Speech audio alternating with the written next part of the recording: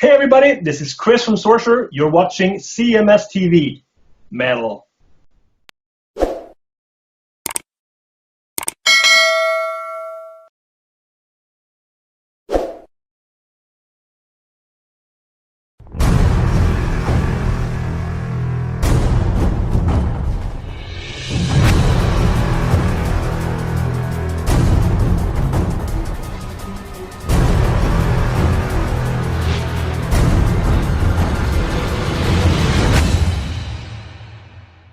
I know. Well, you want to continue your hate? Yes, please. Or this might soothe some hate.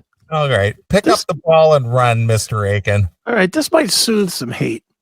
So remember a couple of weeks ago, was it last week or 2 weeks ago, whatever, we were talking about Journey suing Journey? Yes. Well, and remember how we talked about how Neil was the manager of the band? Yes. Well, they have hired a new manager. Okay. His name is Herbie Herbert Jr. No, he's dead. Herbie's dead. Junior. Oh, Junior? Like the son, you know what I mean? Like he's Harry Herbert. Yeah. No, they actually got a legit guy. Okay. They got Def Leppard's guy. It's a neutral party. Yes. They got Mike Kobayashi, who is the man who oversees Def Leppard. You know, you can't trust these. Oh, my God. Oh, it's nice seeing you, YouTube.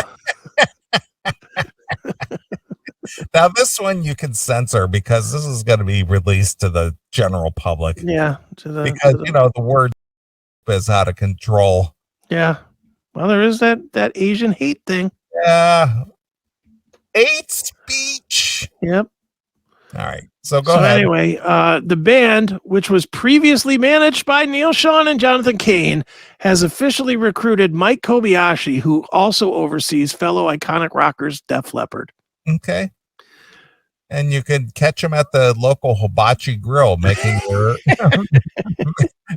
your onion onion volcano. Volcano. Yeah, and they have the little guy that pees the oil that lights on fire or whatever. Yes. The hibachi might be the dumbest form of restaurant, but it's still fun. And it's good. It is good.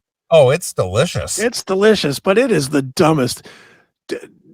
Are you guy that participates, or are you guy that's like, leave me the fuck alone? No, I'm a guy, leave me the fuck alone. Just give me my food. But I'm gonna tell you, dude, that and again, I've been to several of them, whether it's Benihana or the one that's down in Cuyahoga Falls. Yeah. There's one, Hibachi Grill, I think it's called. Mm-hmm. Yeah. And the one on the Kiss cruise, Dawn took us all out to dinner. Sure. I'm telling you, there's just something about that goddamn Hibachi Grill shit that is just delicious. It's great. I have never had a bad one. Me either. It's just absolutely phenomenal. The chicken and the beef and the fry. And you know what I don't like though? I don't even mind playing the game a little bit with some of the stuff, but I don't like them throwing the food at me. I haven't had that. I do not like that. They flip it, and me with the long hair, it gets all in my hair. No, and I'm I've never had that happen. All I've known is they flip the shrimp tails into their hat or some shit like that. But I've never had them flip food at me. Oh no, there's the place that my kids love that place, so we go there every so often. And, it's a great steakhouse, the Hibachi Steakhouse, over in Aurora, and we go over there kind of often. Probably three times a year. Okay. We go fairly regularly. All right. And they do the fucking food flip. Okay.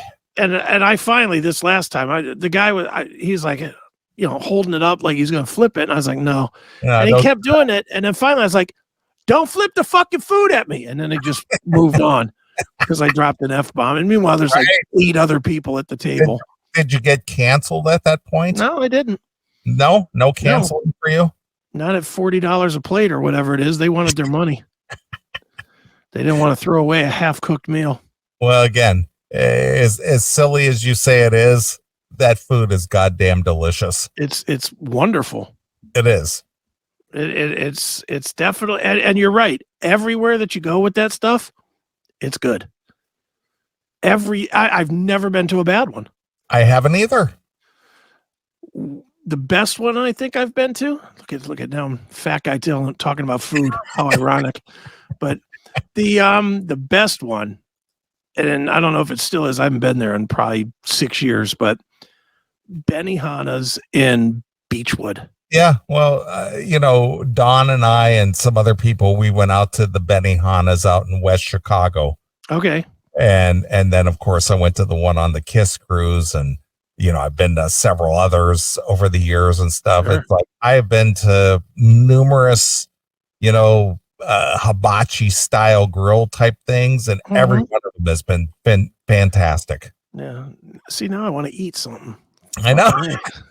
Fucking A, I got another hour and a half to go before I can eat.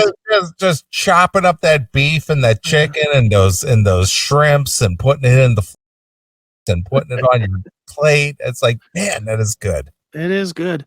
And then you start eating it and it's like gone and like too quick because you had to sit there for 30 minutes being hungrier and hungrier watching them cook it. Like, could you make up a whole nother plate? Yeah, it's like, all right, now that you got the appetizer done, let's get the real food going. Yeah. But and it looks like so much when they're bringing it out, they bring it out and they're like, don't, putting out like 18 plates of the shit. And then when you actually get it, it's like a little plate of food. You're like, fuck, what is this? Yeah, but they're out there cracking eggs on the grill and putting it to the side and getting the rice out there and mixing it all in and chop with their little flippy, their little spatulas and whipping it all around. And yeah. All the while managing Def Leppard. It's amazing. It's like, give me some of that, goddammit. Let's go. Yeah, let's go. Enough with the fucking flipping it around and stop flipping those shrimp tails into your hat. Yeah. Throw some on the plate here and get it over here. Yeah. Enough with the big flames and the fucking volcanoes and all that shit. Just give me some food, fucko. Right. All right, as you were saying, they're being managed by the Def Leppard management. So here's my question. I mean, the rest of this I can read, but it's all the same shit we talked about before about the lawsuit and blah, blah, blah. The question I have, did they agree to this? Did some lawyer make them do this? I'm going to say it went to arbitration. And they universally agreed to go with somebody they know, Def Leppard? Well, I'm going to say, they toured with them, obviously. Several times, which is probably how they know this guy. Right.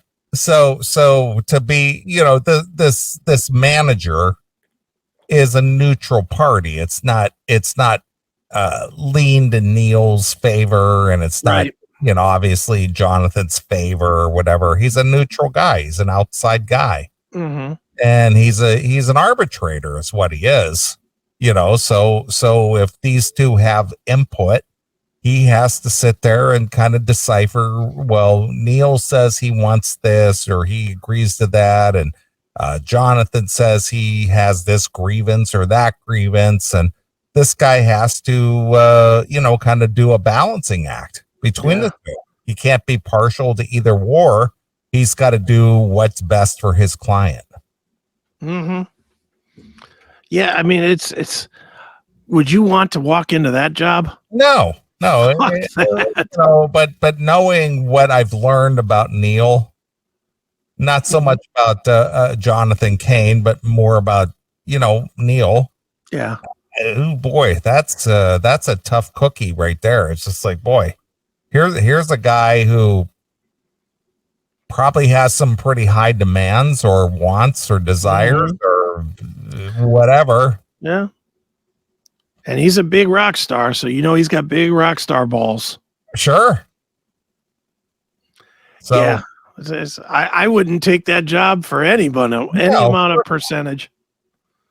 No thanks. But it's funny, the first comment on the Blabbermouth story, tomorrow's headline: Journey files lawsuit against new manager. Yeah, of course. Then the next day's headline: Neil Sean sues Def Leppard. It's pretty funny. It is funny. What a dude. They're a happy band. Why is this happening to a happy band? Well, desperate people do desperate things. That's really what it boils down to. Mm-hmm. I mean, at this point in the game, you should just be fat and happy. Yeah. But apparently that's not the case. No. So, I mean, does Jonathan end up quitting the band? Well, he's got he joined the band in 81 or 82? 81, whenever Captured came out, because he wrote Hopelessly in Love, I believe. Right. So let's just say 81. Okay. So it's been 41 years, right? Yeah. So is he going to walk away from a 41-year investment? He might walk away from performing with that guy. Yeah. And still take his percentage. Yeah. He might take his, he's a 50% owner. He might take 50% of the money and not perform. Well, maybe. It's going to be like a Bun E. Carlos situation. Cheap Trick. He's not in the band. He doesn't tour. He doesn't perform, but he still has his percentage of ownership. Sure. And then the other thing I was thinking about is this clears up a couple of thoughts. Do you remember, I don't know, 4 years ago when they were fighting the first time, when Jonathan and Neil were fighting the first time? Over Jonathan's religious wife. Yeah. And Trump and all that other shit. Remember, Neil went out with a bunch of old Journey guys and toured his Journey Through Time. Yeah. They were doing the old stuff. They had Greg Raleigh, and they had who else was performing with them? Dean Castronova was in that band.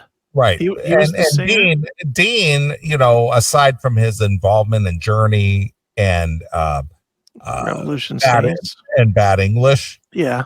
Yeah, he's been involved with Neil for 4 decades. Yeah, long time. Yeah. So I wonder if Jonathan was to quit and try to hold him accountable for the money if he just doesn't tour his Journey Through Time.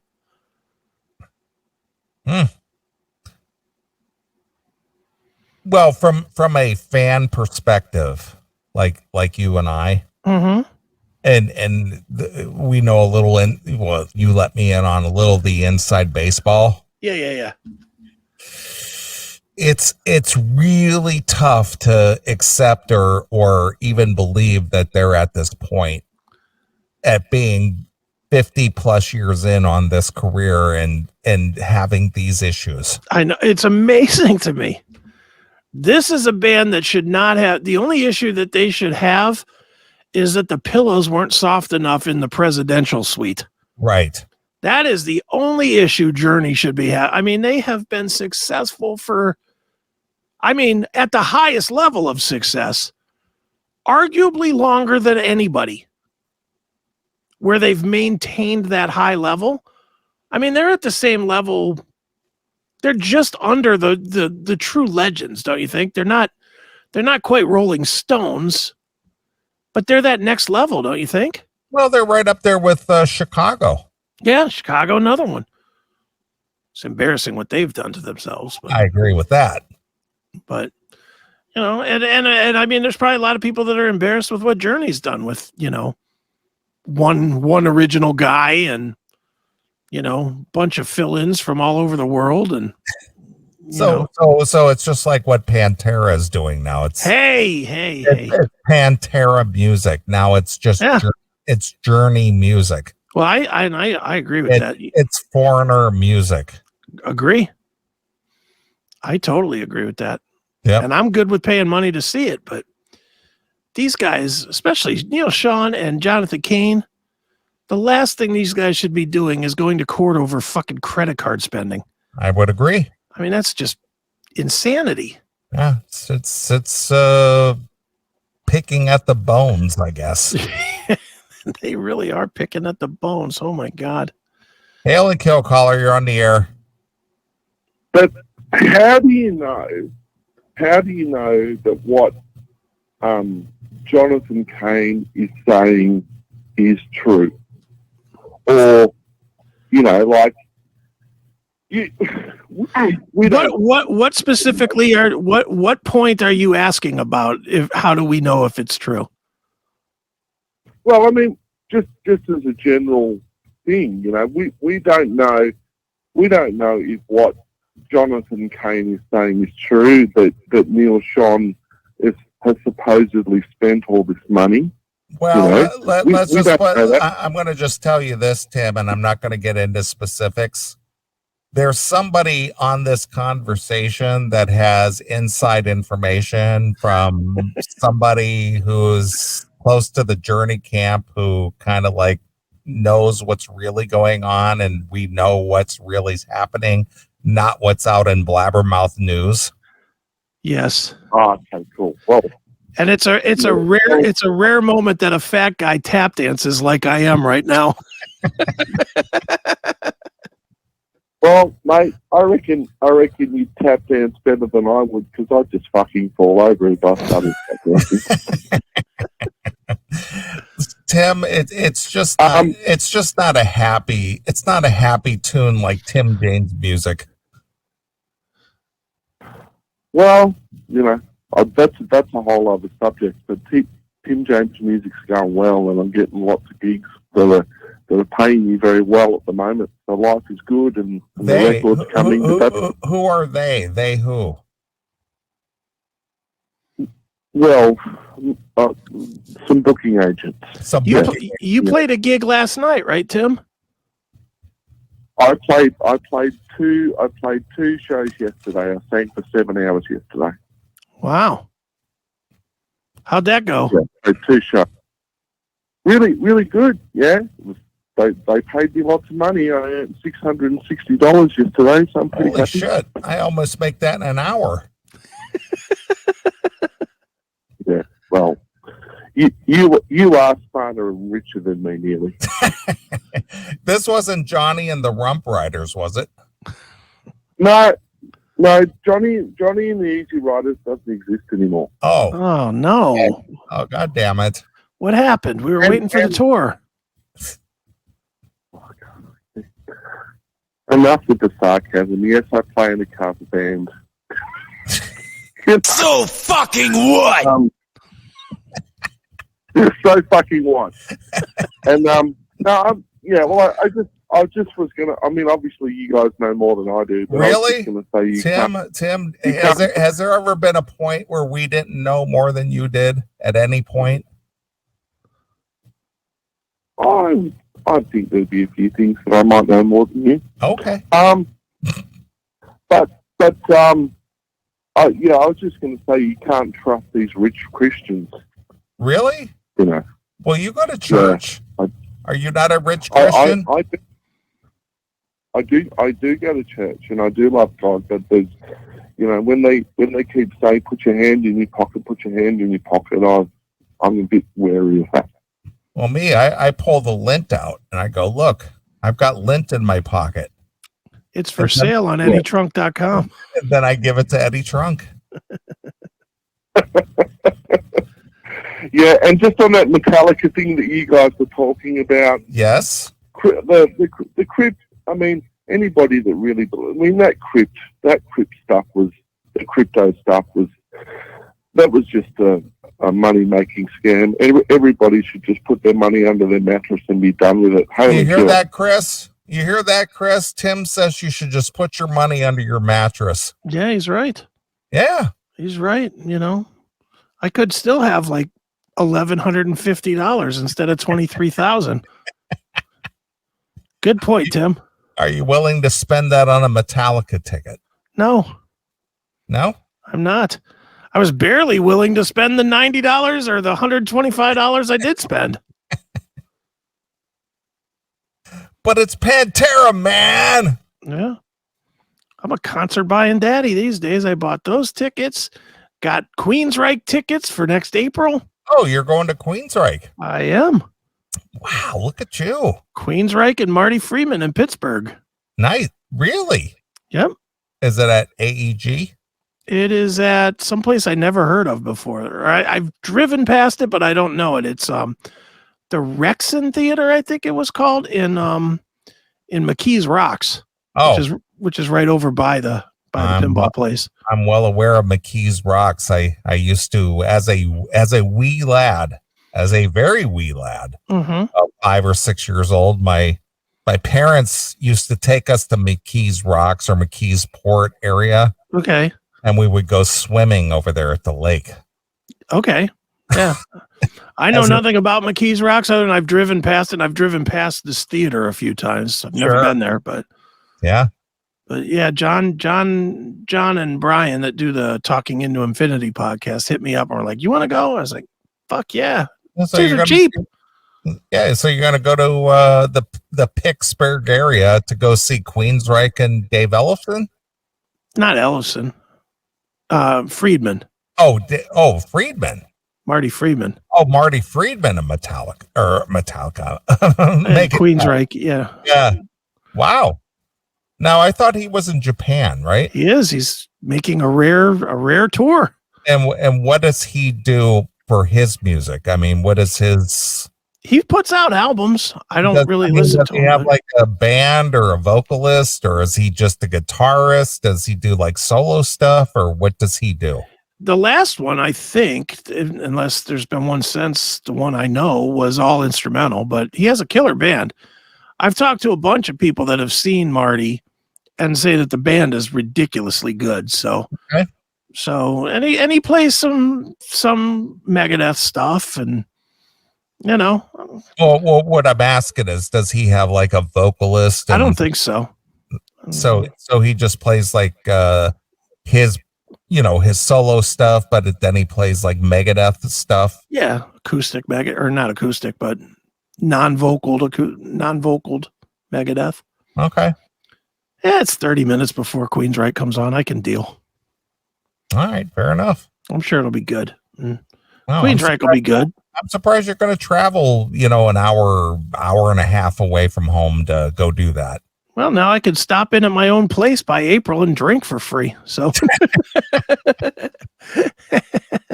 wow, I can have a couple of drinks at Pinball PA Pub. Right. You surprise me every day that the fact that you would actually travel to McKee's Rocks from your home to go see Queensryche. Well, I'm going to use it as spending a day in Pinball PA because I haven't been to Pinball PA in like a year. So, I probably should visit the business I own. Sure. That might be good, especially now that it's looking like I might have to start traveling a little bit. So what does this brewery thing situation look like? Are they just serving the product there, or are they actually brewing it there? I'm not sure yet. We haven't gotten. It's all up in the air at the liquor control board at this point. Okay. All right. So they have to do a walkthrough to kind of tell us what's what. Sure. And what modifications we need to make of the building and blah, blah, blah, blah, blah. And then we have to take that to the landlord to make sure that we can do that and that the sublease is okay for doing that, blah, blah. I mean, yeah, I get you. I get all that. It's a lot of. So it's not really a done deal. It's in process. Yeah. It's a handshaking deal by all parties. Yeah, basically but that's basically contingent on whether you're on the liquor control board, on whether you're allowed to do this. Okay. If the liquor control board says yes, all right, then we're a go. And there's no reason they shouldn't say yes. There's another place in our plaza that sells liquor, so it should not be an issue. But they might tell us we have to put in, drains or bigger bathrooms or something like that. But you getcha.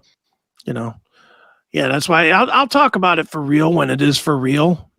I mean, I'm not hiding it. I mean, it is what's going on, but it's, when it's for real, we'll have an opening and stuff, we'll have a grand opening. We'll invite all the fans to come out. Maybe me and you could do the CMS from Pittsburgh and have a couple of beers at the new pub area, or whatever. I'm down for that. Yeah. We'll make it work. Okay. Fair enough. All right. Is that all you have about that? Journey? Is all I have on Journey. Just It's just yet another mess in the Journey camp. Oh boy. All right. Well, I think that's a good place to end this segment. What do you think? Yeah, I think so. All right. Well, I will let you pick a tune. It could be Journey. It could be a hard rock, heavy metal tune. So, all right, let's go. Think? Let's go. Let's go. What is that song? Until I'm free. What is the song? It's on side 2 of Escape. I got away. Yes, I'm on my way. I know yeah. I'm feeling. Is that just called Escape? Let me look real quick here. Just pull up Escape here, and I will tell you. Show all. I think it's just called Escape. Yeah. Is it just Escape? Yeah, I think that's what it is. Yeah, I used to drive home from college at night, and it's a good rocking tune. I like it. Yeah, I love this album. I don't care if it is overplayed more than anything. I love it. I did great. Too. I mean, my friends and I, this was my senior year in high school. It came out in 81. Right. I graduated in 82, and that was the summer we were just out hanging out and playing basketball and working and running around at night, and this was the soundtrack of 82 for us. Was not as good as 87, man. I don't know, man. I'm telling you, it was a good year. We played this tape because I had a cassette tape in my car. We played the shit out of this. I think that was the first time I ever saw Journey was in 1982. Mm-hmm. I saw him at the Coliseum with Bryan Adams opening up. How about that? On the Cuts Like a Knife tour. So you want to play the Escape song? Yeah, the song Escape. Okay. Oh, we got another caller. All Hey, right. Joe, caller, you're on the air. Just real quick, just on what you guys were talking about before, I'm just going to ask this question. Okay, ask the question, Tim. You're not going to offend either one of us, and I promise neither one of us will cancel you for asking a question. Who gives a fuck? I was just going to ask, don't you think anyway that you guys were talking about different members of Journey and different members of Foreigner, etc., and how there's been so many lineup changes and all that type of stuff. But don't you think that Journey pretty much and Journey and Foreigner and all the bands of that like, they're all pretty faceless bands anyway. Like the only people that anybody really knows from Foreigner is Lee Graham and maybe Mick Jones, and with Journey, Steve Perry and maybe Neil Sean, but not. I think Jonathan Cain was fairly famous too. Yeah, because he was in the Babies, and the Babies were on the rise when he jumped ship and joined Journey, or the Babies broke up, I guess. Yeah, I mean they weren't exactly like the Beatles or Kiss or Motley Crue and any of these types of bands where everybody knew who everybody was in the band. That was what I was trying to say. So, what is your question? That's his question. Well, do we think that? Well, so what's the difference now? Like you're saying, there's, Journey's pretty faceless, but they've always been pretty faceless. Okay. Good point, Tim. Good point. No. Is there an actual question there? What's the question? Yeah. What the question is, do you guys agree that Journey has always been Journey and those bands? I mean, I'm just saying, I don't understand what you're saying when you're saying they've had so many lineup changes when they were faceless in the first place. Well, the thing that put a face to these people was MTV. Yeah. And when Escape came out and then Frontiers came out, they had numerous music videos, which each member of the band was featured in the music video. So people got to know them. And then because Journey was such a good big band at the time, they even had video games out there where the Journey Escape video game where they had to get in their Scarab ship and they had to fly away. And each member was a prominent member in the video game. you know, as well as the MTV videos and so on and so. MTV changed the whole landscape, and we talked about this a million times on the show, how important and how influential MTV was to making band members identifiable and putting a face to the name and all that other stuff. And Journey, even though they were a 70s band per se, they capitalized on the whole rise of MTV and each member became a star. Hey, dude, you're the one that called up and fucking wrecked what was going on.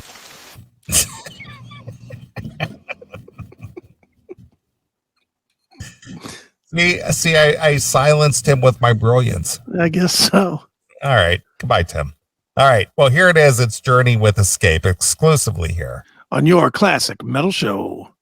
Thanks for checking out this episode of The Classic Metal Show. Get all of our episodes uncensored at www.theclassicmetalshow.com. Join us weekly from 9 p.m. till 3 a.m. Eastern at www.cmsradio.net. Participate in the live chat room at www.chatandkill.com. Once again, thank you for checking out The Classic Metal Show with Neeley and Chris. Hail and kill, fuck you, pal, and hand job!